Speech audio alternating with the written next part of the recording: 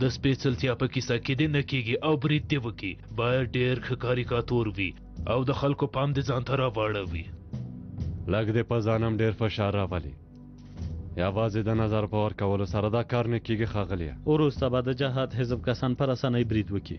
له هغه نه وروسته اړتیا نشته چې څه ووایو. کله چې د انقلاب نوم واخیستل شي ډېر بېکاره کسان شته چې پکې ګډون وکړي. هماغه شیبه به ګډوډي رامنځته کړي.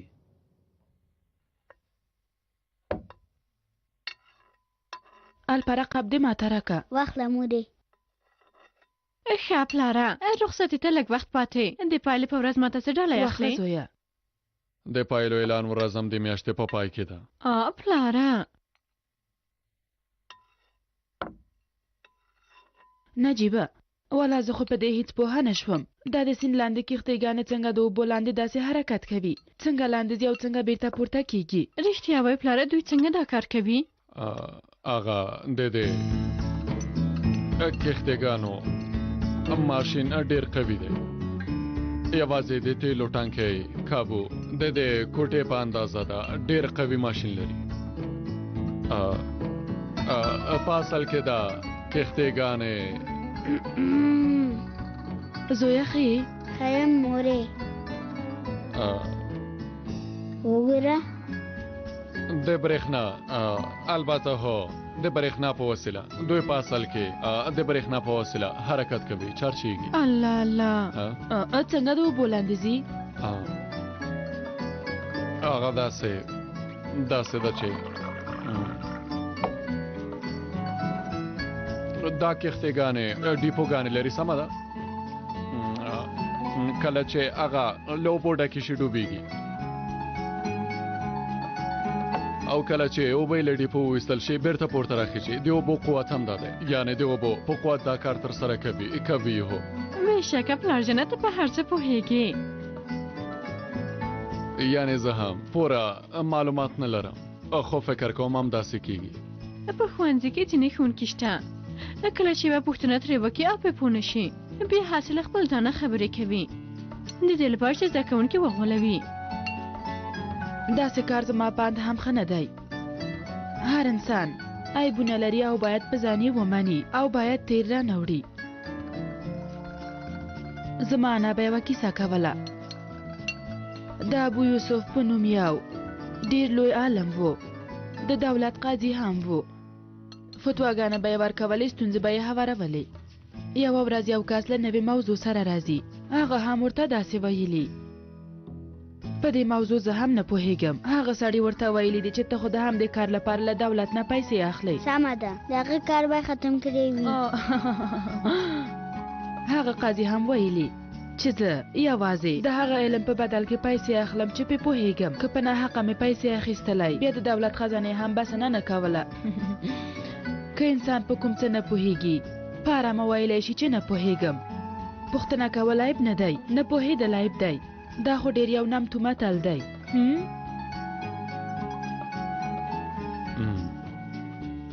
ښه شو چې ونه شرمېدم. خدای دې وکړي خبره نوره اوږده نه شي.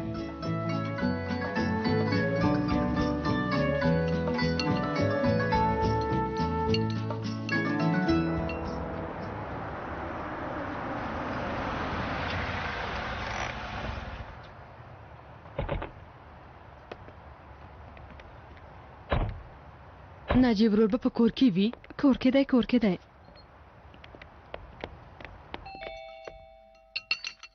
زه ګورم. په خیر راغلی. خیر اوسې. نجیب ورور کور کې دی؟ هو کور کې دی.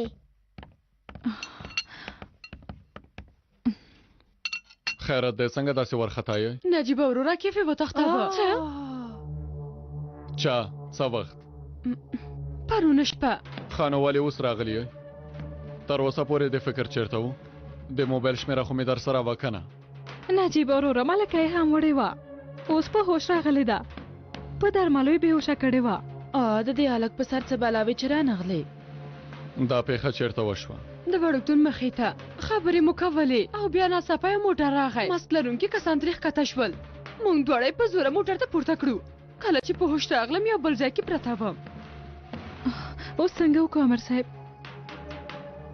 هیڅوک دې ونه لیدل؟ کومه نښه یا ثبوت نشته؟ هیڅ مې په یاد نه دي. ممدوح ته به زنګ ووهه. ما ورته زنګ ووهه امر صاحب، اوس به راشي. ګوره نجیبه دا هلک خو به کوم دښمن نه لري. کوم یوې وشمېرم ښځې، کوم دښمنې زر وشمېرم.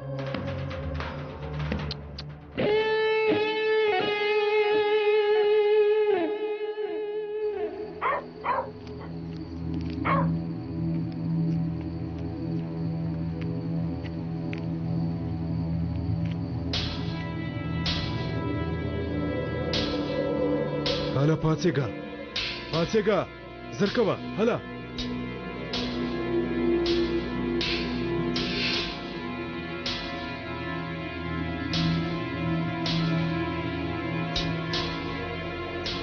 دا نو څه دي وروره، هره شیبه مې بېهوشه کوئ، ومې وژنئ چې ختم شم. والله زړه مې ډېر په تنګ شو ملګرو، په سر مې وولئ چې دا کار ختم شي. ولې مې بېهوشه کوئ؟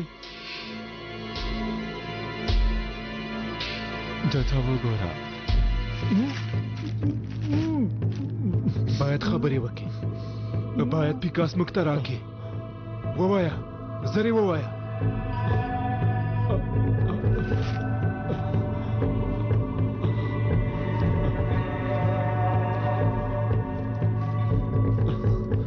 زه پوه شوم ته به پخوا هرومرو پلاستیک خرڅوونکی وې. د پلاستیک نیولونه دې ښکاري، همداسې ده؟ رښتیا وایم که نه؟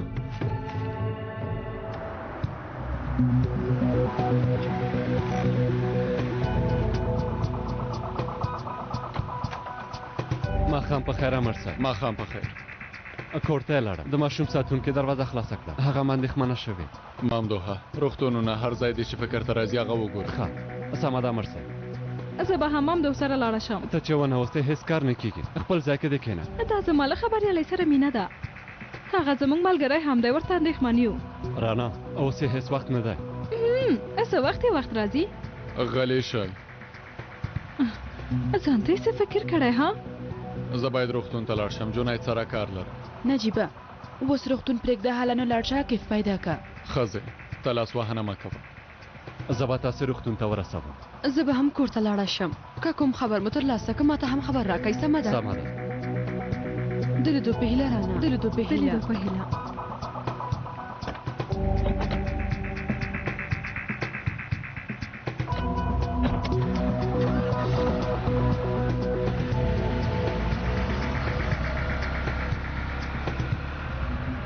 مورې اکې فرور خو یوه ورځ هم په ارامه ژوند ونه که. نه پوهېږم لورې، بیا به یوه ځای نه را پیدا شي. هغو کسانو مسکونه هم اغوستي وو مورې، د جنایي فلمونو په څېر. ته غلی شه زوی جانه، دا کارونه د فلمونو په څېر تمثیل نه دی. له کله چې اکې فرور حلیمه خور له لاسه ورکړه ډېر بدل شوی.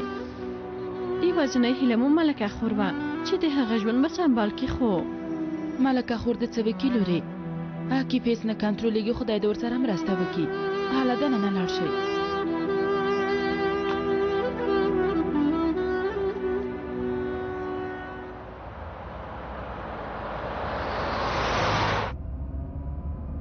امر صاحب تاسې پرون غوښتل عاقف ته ځینې انځورونه ښکاره کړئ، هغه انځورونه د چا وو؟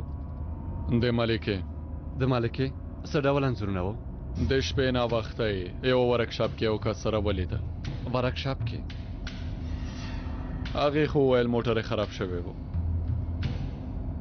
د شپې هغه وخت کې ورکشاپ ته تګ ما ته عجیبه ښکاره شو.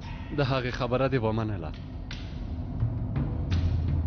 تر څو چې کره دلیل نه وي څه نه شو ویلی. د دروغو تور لګولو نه مو د خدای ساتي. خو زموږ د کار یوه برخه هم شک کول دي. همداسې ده، خو هغه هم یو حد لري. څنګه حد امر صاحب؟ داسې حد چې هر انسان ورته اړتیا لري. باید شک وکړو، خو باور کولو کې هم باید زر پرېکړه ونه کړو. لږ شک او لږ باور ممدوحه. یعنې دواړه برابر. ښه نو زه به اوس یوه پوښتنه وکړم. ستاسې په اند د عاقف تښتولو موضوع له عاقف سره هم اړیکه لري؟ دا پیښه یوه شاهده لري، جالبه ده. خو که داسې وای نو ولې به موږ ته راځي؟ کیدای شي پوهه شوې وي چې موږ ورباندې شک کړی. د دې شک لرې کولو یوازینۍ لاره هم دا ده کېدای شي له هغه حد نه خو نه یو اوختي فکر نه کوم تور مو نه دی لګولی خو له حد نه مو لږ څه ډېر شک وکړم همدوها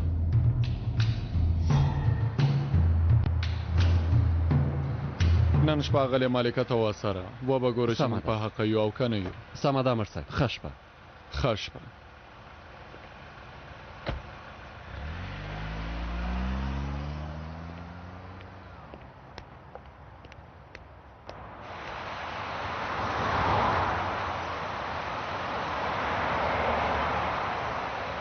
سلام پیکاسا عاقب سره څه خبرې نه دي کړي نه ملګری دې ډېر تکړه وخته زما ملګری ګوکمن راته هم داسې وویل کېدای شي د بخیلۍ له امله یې داسې ویلي وي هغه د خپل کار وکړي که نه زه پوهېږم چې ورسره څه وکړم ته چېرته یې لاره کې یم سمه ده د لیدو په هیله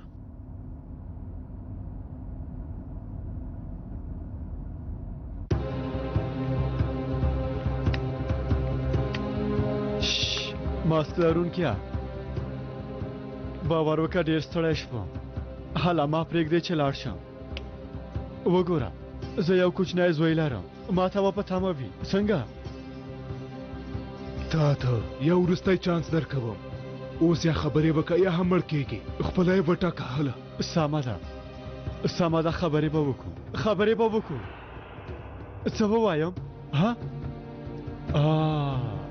زه تاسو ته یوه ټوکه ووایم ووایم وګورئ یوه ورځ ملا نصرالدین په خره باندې سرچپه ناست و پوهېږئ خلکو ورته ویلي ملا صاحب ودرېږه په کوم شاخ چې ناست دی هماغه راکوې نه والله داسې نه وه زه غلط شوم هیڅ خندا یې نه درلوده ټوکه مې نه ده خلاصه شوې البته چې خندا به نه لري پیکاس څوک دی ووایه پیکاس نه یې پېژنم نه پوهېږم ولې ما پسې شوي یئ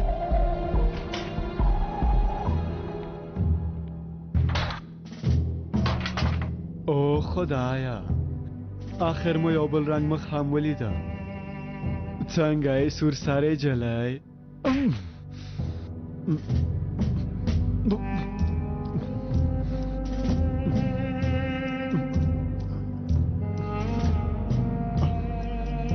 ستاسې ستونزه څه ده پوهېږئ تاسې په ټوکه هېڅ نه پوهېږئ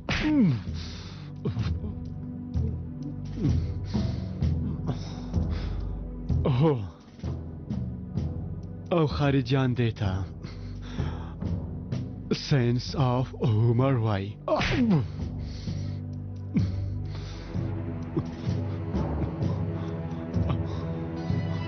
او پوهېږي ما هم ډېر خوند واخیسته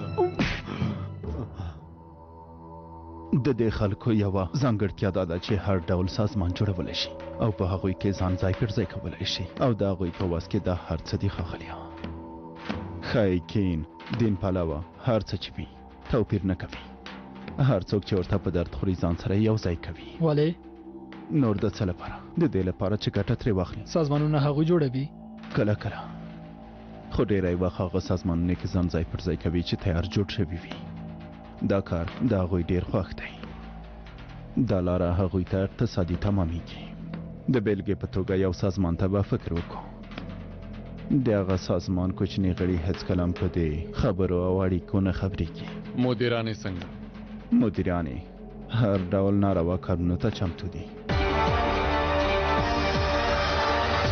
تورې پیسې نشهیي توکي وسلې او نور مهم کارونه یې ترهګریز عملیاتونه دي البته د سازمانونو غړي فکر کوي چې دا کارونه د انقلاب لپاره کوي البته هغوی هېڅکله په دې اړیکو نه پوهېږي یوازې په دعوا باور لري او که څوک شک وکړي یا ورباندې پوه شي هماغه شی به یې ملامتوي او که هغه سړی سم نه شو بیا یې پخپله وژني د سازمانونو ته څنګه دننه کیږي هغه کس ډېر وخت څېړي آزمایښت کوي روزنه ورکوي وروسته بیا پوهېږي چې څومره وړتیا لري که یوې غریبې کورنۍ نه راغلی وي د هغه لپاره مناسب سازمان یو کین سازمان دی زر حال ته عادت کوي که د ختیځ سیمې کس وي بیا هغه بیا په بیلتون غوښتنې سازمان کې دننه کوي. که هغه کس ایمان لرونکی وي او که په دین عقیده ولري بیا یې په یوه دین پلوه او جهادي سازمان ته لیږي، همداسې ده؟ هو، پروسیجر همداسې دی. هغه کس چې سازمانونو ته دننه کېږي روزنه مهمه ده. مثلا په وجود کې جوهر پیدا کوي او هغه روښانه کوي. پوه شوې که نه؟ آیا داسې کسان هم شته چې د سازمانونو ته دننه شي بیا د سازمان اصلي موخه ومني؟ داسې کوم سازمان نشته دې کارو کې. دومره بریالي دي چې د سازمان رهبر به هماغه کس وټاکل شي کوم چې دوی غواړي. خبره به راټولې کو، یعنې دا ډله څېړنه کوي او ځواکمن خلک کار کوي. هو، هغه کس پیدا کوي او د هېواد د مینې او خدمت په نوم دوکه ورکوي. هو، وروسته هم هغه کس یو سازمان ته دننه کوي او خپلو موخو لپاره ترې ګټه اخلي. البته له روزل کېدو وروسته هم دوی په خپل هغه سازمان کنټرولوي او هر څنګه چې زړه وي هغه کس نه کار اخلي. سم پوه شوی یم؟ بیخي همداسې خبره ده، رښتیا وایي. زه کولی شم همداسې په زرګونو بیلګې تاسو ته وړاندې کړم. پوهېږم. ښه نو دا کارونه څوک مخ ته وړي؟ پیکاس په نوم یو کس دی. سمه ده، د اوس لپاره هم دومره بسه نه کوي، وروسته به بیا دوام ورکړو. کوم یادښتونه مو چې پیدا کړي وو د جنید خبرو په پرتله هغه هیڅ هم نه دي. اصلي معدن مو پیدا کړ. دا کار ډیر اوږد شو، حالا نو دا کار ختم کړئ.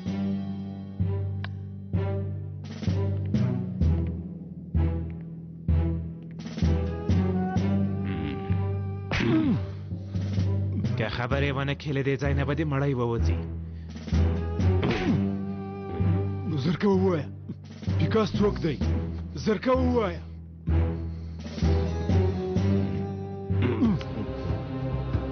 صبر وکړه، صبر وکړه،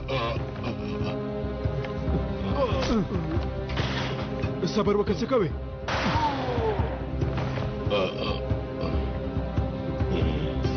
ودرېږه، زرکه وه. لاسونه دې پورته کړه، پورته کړه، زرکه وه.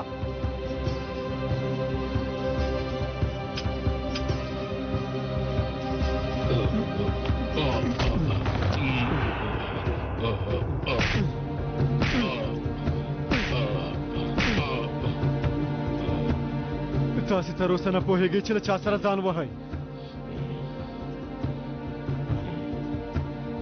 اوس به وګورم چې دا ماسک د چا په مخ دی.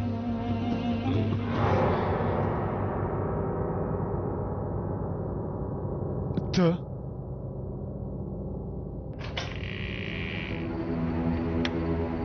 آفرین آفرین، په رښتیا چې ډېر دې حیران کړو.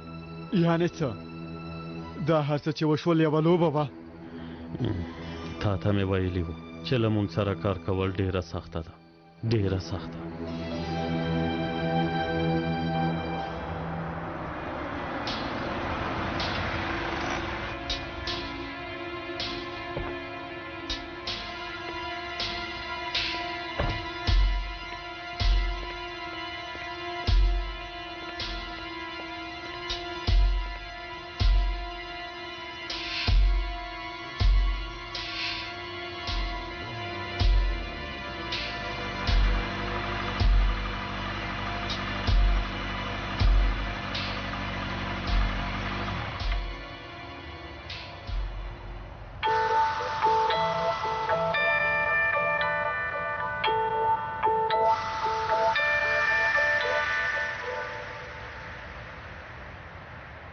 امر صاحب، ملکه خپل ملګری کره راغله. هر څه سم دي. څه خو مې ونه لیدل. ښه سمه ده. عاقف نه کوم خبر شته؟ هر ځای کې مې پوښتنه وکړه، نشته.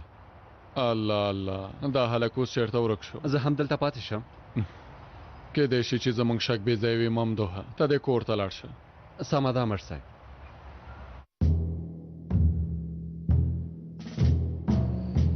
ګوکمانه څه مو وکړل؟ جالبه ده، عاقف بریالی شو. تر نن ورځې پورې د یوازینی کس و چې د ازموینې کې خبرې ونه کړي. کله چې ته ولیدلې څه وکړل؟ تر اوسه شک کې دی، نه پوهېږي څه وکړي. سمه ده وروسته خبرې کوو.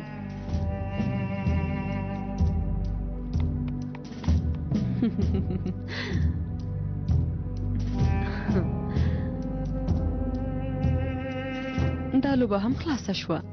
اوس خو د آرامه خوب حق لرم.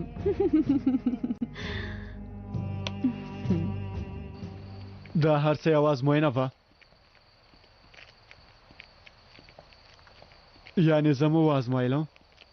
اړتیا نشته په غوسه شي. دا یوه ازموینه وه. هغه کسان څنګه؟ ما هغوی ووژل. هغه هم ازموینه وه؟ خواشینه یم، رښتیا ده. کوم څه ته چې خلک تراجید وایي موږ ته هېڅ ارزښت نه لري. یعنې د روزنې په وخت کې ضایع شول. په کیسه کې مه کېږه. خو هغوی مې ووژل. داسې هم کېدای شول چې تا ووژني. هو. ښه نو پایله یې؟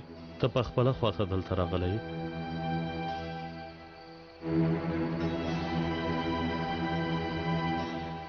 هو.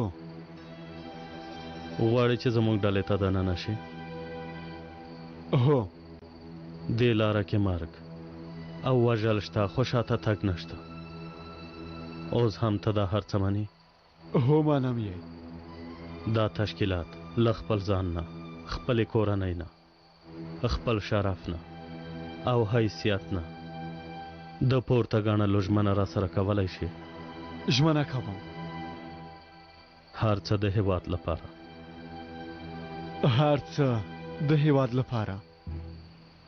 سلام سرحاده. وعلیکم سلام ښاغلی فروحه. وروره باور وکړه دا کسان خو ډېر بدرنګه دي. ښه نو څه وکړو؟ ټول خلک خو ستا په څېر ښکلي نه دي ځوانه. خیرات دی، کوم اړین کار دی؟ ولې دې زه راوغوښتلم؟ دا ځل کوم کار نشته. هسې نه یوه لیدنه ده.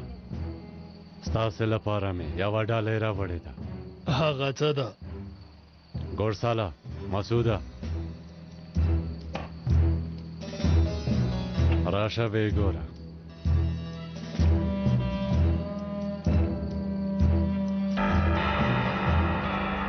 دا وسلې نوې جوړې شوې دي. کوم سند هم نه لري.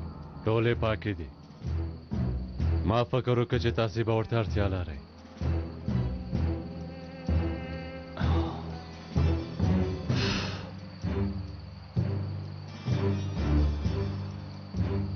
ښه نو ووایه په بدل کې تاسې څه غواړئ؟ د اوس لپاره یوازې ملګرتیا غواړو.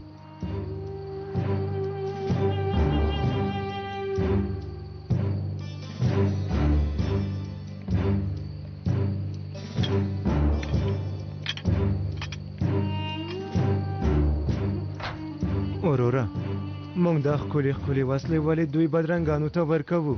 زه دې وسلو سره په ټول هېواد کې یو کس هم ژوندی نه پرېږدم. غلی شه کم عقله. ته ګنجی په سوداګرۍ څه پوهېږې؟ اوس چې بازار ته راغلي وو نو ځان ته به دستکشې هم واخلو. که څنګه داسې به ډېر ښه راشي چې لاسونه مو ونه سوځي.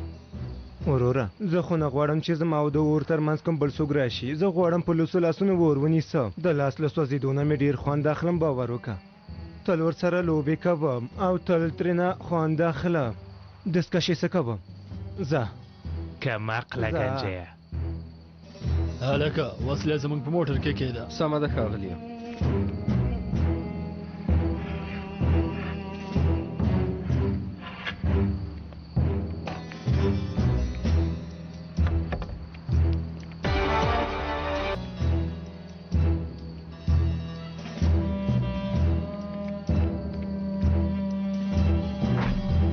که کوم امر به درلوده موږ په خدمت کې یو. ته خو موږ پېژنې. که پولیسو مولیسو د شا ونیوله موږ ته یو زنګ ووهه. یو کار به وکړو. دا ځای چې ځو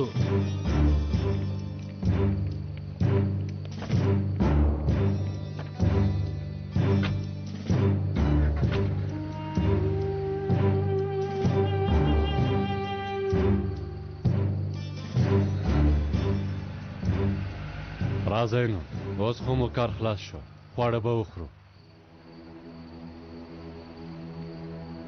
مسعوده ښکاري چې ستا کوز ډېر خوښیږي. ستا کوز څه دی وروره؟ ستا په څېر مخلوق دی چې سیند کې ژوند کوي خو الله تعالی ښکلې څېره لري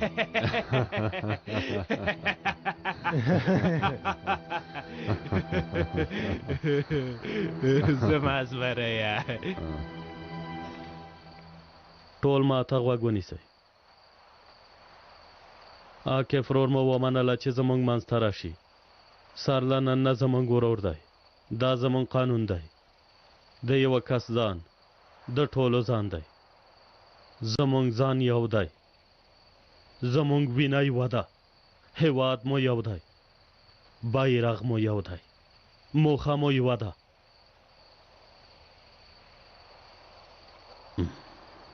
زموږ منځ ته په خیر راغلی تاسې ته خدمت کول زما لپاره د ویاړ ځای دی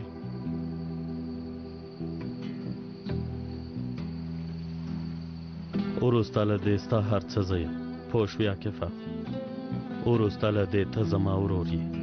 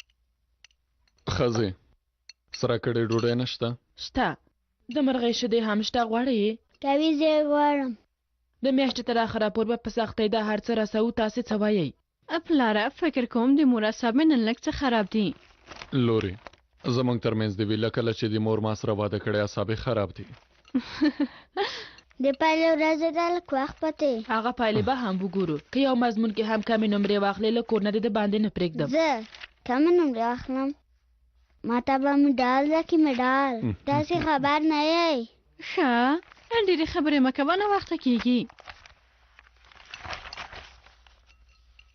ښاغلی نجیبه په ماشومانو ناوخته کېږي سمه ده سمه ده ښاغلی نجیبه او هو سمه ده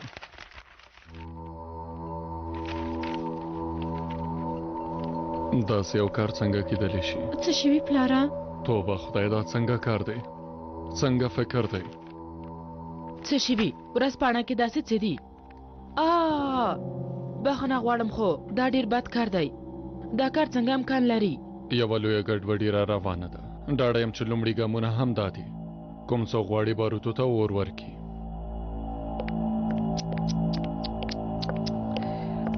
توبه خدایه دا څنګه کار دی ټول رزیلان دي څه شوي رانا ورځپاڼې ته لږ وګوره وای وای وای دا څه دي ها په دې خلک راپاروي سپي ته یې ټیکری ور په سر کړی دومره بې ادبي مې تر ننه نه وه لیدلې انسان باید لږ حیثیت ولري دا هر څه د هغه خلدون کار دی زه پوهېږم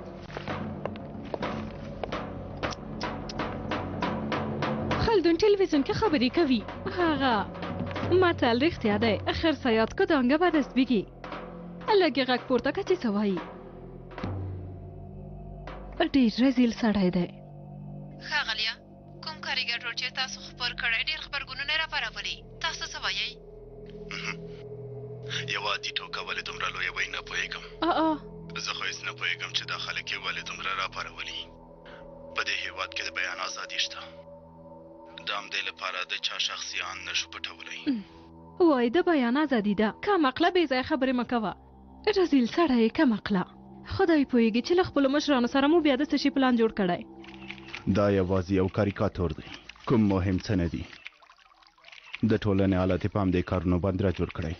که څوک بله ادعا لري هغه یې خپل شخصي نظر دی. خندا خو د ژوند مالګه ده. خو دې کاریکاتور ډېر خلک خفه کړي دي، که ټوکه هم وي له حده وتلې ټوکه ده. داسې خبره نه ده، دا یوازې یو عادي ټوکه ده. او د هېواد کې د بیان ازادي شته او رسنۍ ازادي او خپلواکي دي. یو عادي موضوع دومره مه لویوئ هیله کوم ملګرو.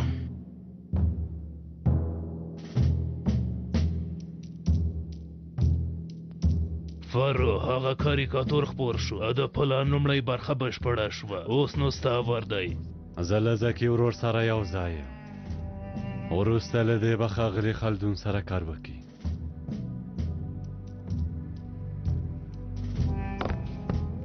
کاریکاتور رسم شو خپور شو. اوس نو د جشن نیولو وخت دی. زه د جشن په باغ کې د کباب خوړلو عادت لرم. هغه هم سمه ده. خپله پوهېږي مونږ خپل مسؤلیت ادا که. اوس نو ستاسې وار دی. سمه ده، د خلدون شمېره ماته راکړه. وروره موږ دا پیسې ولې دې خلکو ته ورکوو؟ ماته داسې کارونه ډېر زوره کوي. دا خلک خو دین پلوه دي که نه؟ سمه ده نو دا خلک دین پلوه ښکاري خو دین باندې عقیده نه لري، یعنې په نوم مسلمان دي او همدارنګه خپل کار کوي. دا ملګري زموږ په درد خوري، زموږ لپاره کار کوي. له راتګ نه مو مننه کوم.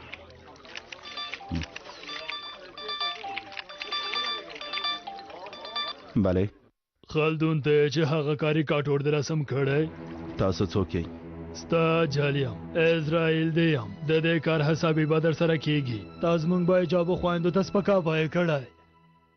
د دې کار حسابي به در سره کیږي. هغه ټیکري به ستا کفن شي. ته په کوم حق ما ګواښه وې؟ ته څوک یې دا راته ووایه. د حزب استازیتوب مې زنګ وهلی. وروسته له دې ته ارامه نه پرېږدو خلدونه. ستا په څېر د یو کافر وژل سر له ننه په ما فرض شو. ما ته غوږ ونیسئ. هغه خلکو له همدې شیبې نه زما ګواښ کول پیل کړه. دا خلک نه په ټوکه پوهېږي او نه هم فکري ازادي ته درناوی لري. تاسو هم شاید اوسئ. هغه کسان چې غواړي هېواد شلمې پېړۍ ته یې بوځي خپل کار یې پیل کړی دی.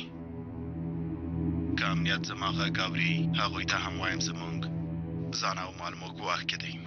د مچیو ځالې ته لرګی ور وړي بیا وایي چې ځان ته مو ګواښ ده. تاسو خو ولیدل که نه د همدې شیبې موږ ته که نه یم وایي دا څنګه کار دی ها؟ امنیت دې له موږ سره مرسته وکړي او بیا هم وایم ازادۍ ته هېڅ درناوی نه لري. د هېواد د خلکو پرمختګ مهرباني وکړئ مدیر صاحب. د خلکو خوشحالۍ ته نه ګوري. هو ومه لیدل ښاغلیه.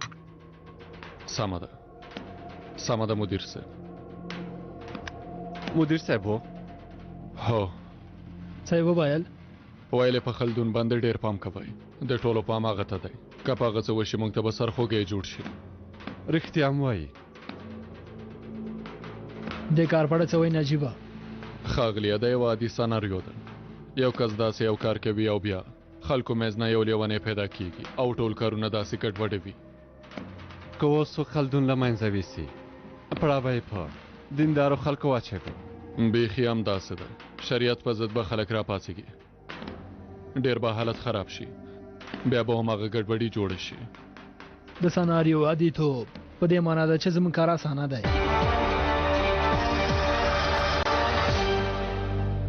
دا د رواني جګړې یو ډول دی.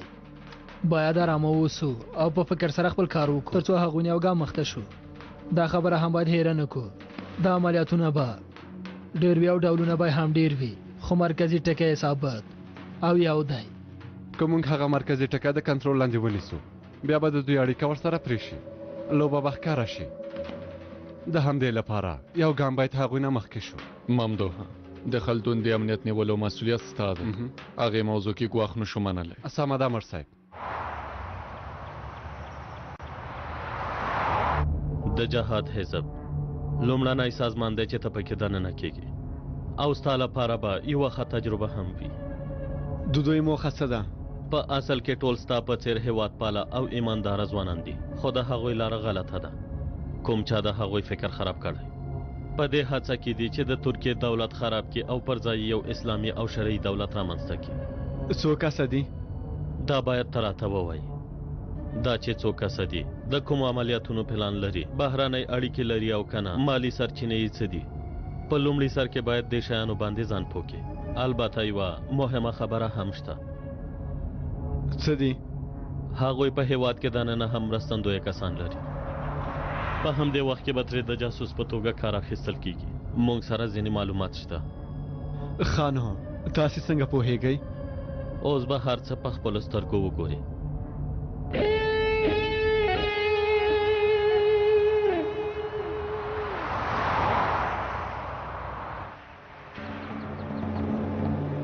فارو دا څومره ښه تصادف دی. سرحد د سازمان د وسلوالو عملیاتونو مسؤل دی. زکی هم د حزب د کسانو دنده په غاړه لري او ورسره یو تکړه لیکوال هم دی.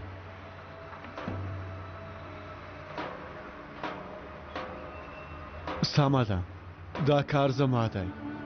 که د زکی پام ځان ته راواړوي ستونزه نه پیدا کیږي. هسې هم دیني معلومات لري، تا سره به مرسته وکړي. ځان ته د کوم لقب پیدا کړی؟ نه. سانسار زما پخوانی لقب دی. تا سره به هم ډېر ښه ښکاره شي. حالا نو اړتیا دې ښکاره کړه. د هېواد د دښمنانو کار چې دې نه وي خلاص کړی بېرته مه راځه. ورځه.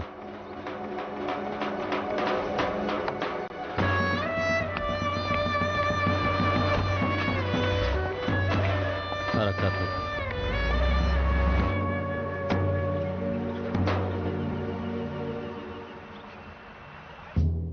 ستا د هغه نازولي عاکف مسله څنګه شوه؟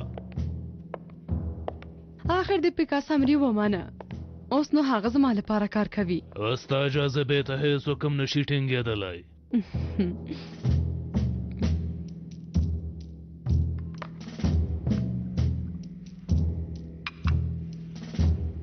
بله ګوکمنه ته یې هم پیلولی شي.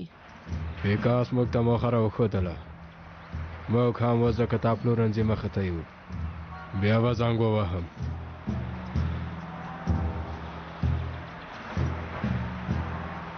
تاسې خو پوهېږئ چې څه وکئ.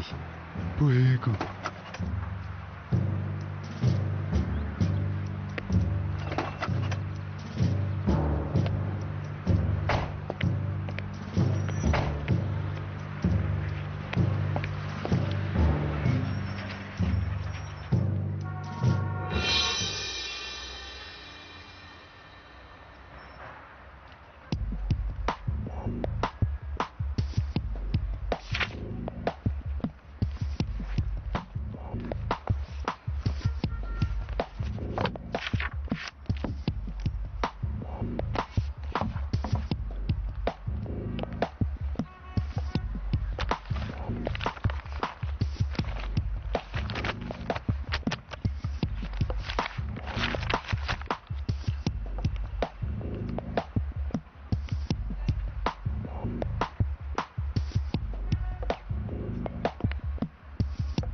سلام علیکم.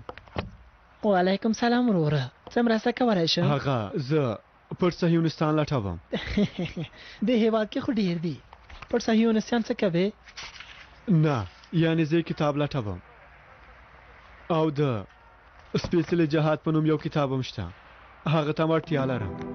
خیرات دی. داسې صهیونستان او جهاد ها؟ هیڅ. غواړم پوه شم. په دې زمانه کې ستا په څېر ځوانان ډېر کم دي. څومره ښه کتابونه لولي. مسلمانان ستا په څېر ځوانانو ته اړتیا لري. وګوره دا ښه کتاب دی. دا ولوله. خوښ به دې شي. ها زما له خوا. مننه. وبه ګورم چې په دې کې څه لیکل شوي. دا خاینان او رذیلان په دې ورځو کې ډېر زړور شوي. موږ هم د کتاب په لوستلو کې خپل وخت تېروو. یوازې خپل ځان ته دوکه ورکوو. نن دې ورځپاڼه کې هغه کاریکاتور ولیده؟ هو ومې لیده. رذیلان دي. دا ټول د اسلام دښمنان دي. خو اندېښنه مه کوه. هرومرو به یو مسلمان پیدا شي او چا چې دا کاریکاتور رسم کړی ورسره به حساب یې وکړي. تر اوسه نه یو مړه شوي. ان شاء الله هغه مسلمان به ته یې.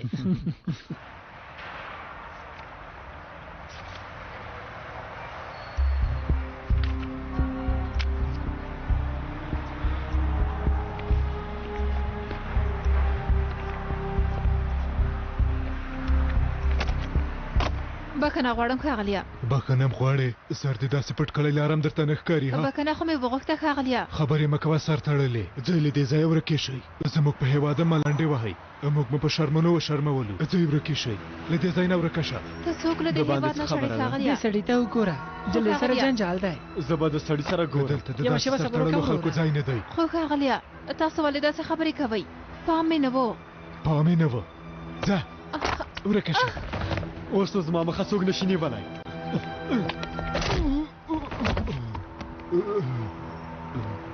ته ښایي خورې؟ ښایم. تاسې نه پولیسو ته شکایت کوم. دعوا خلاصوم. هر چاته چې شکایت کوي وې که بې شرفه ورک شه رزیله. ستاسې زور په دې بېوزلو ښځو رسېږي. ځه لاړ شه سړیه لاړ شه. دوه وکه چې مړ شوی نه یې.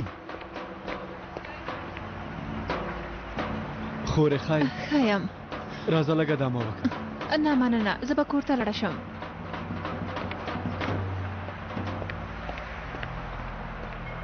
هغه خو دې اورېدلي که نه ویلې وه چې زوړ شي سپیان هم پرې ملنډې وهي.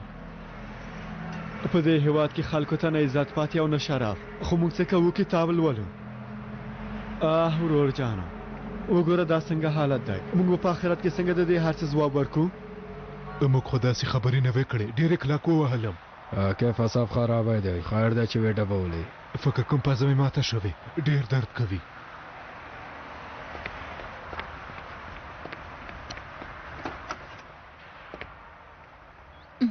دا کار خلاص شو. راځئ چې ځو. اوف زړه مې بیخي په تنګ شو.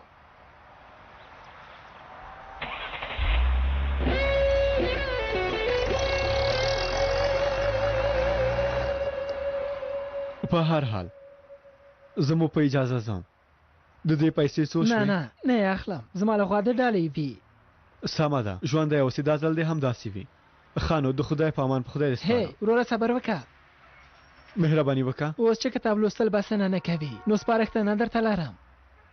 څه دي؟ مونږ خپل منځ کې له ملګرو سره یوه کوچنۍ ټولنه لرو. دا چې له کافرانو سره څنګه مجادله کولی شو او مظلوم خلک څنګه ساتلی شو سره خبرې کوو. ته غواړې ته هم راشه. داسې ناستې چېرته ترسره کېږي؟ که ته وویل چې راځې بیا زه ته هلته بیا هم اندېښنه مه کوه. څه کتاب ولولم او څه خبرې واورم دواړه یو شی دي. خبرې مې ډېرې اورېدلې. زه نه راځم. مننه. د خدای په امان. ته خو یو ځل راشه وروره. وروسته بیا وګوره.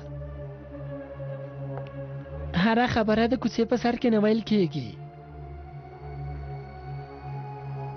ښه سمه ده. شمېره دې راکړه.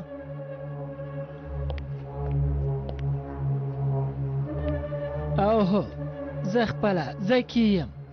زه مرد یم. ښه په خدای دې سپارم. ته هم.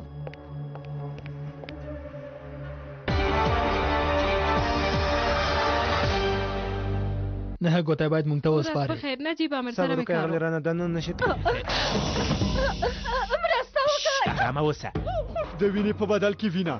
د غاښ په بدل کې غاښ. دا کېده په ځمکه کې ده. هله زر کوه نو. ګورئ امر صاحب ما نه کوم څه مه پټوئ. ما ته وګوره. دا خو زما ملګری دی. ممدوح دی. او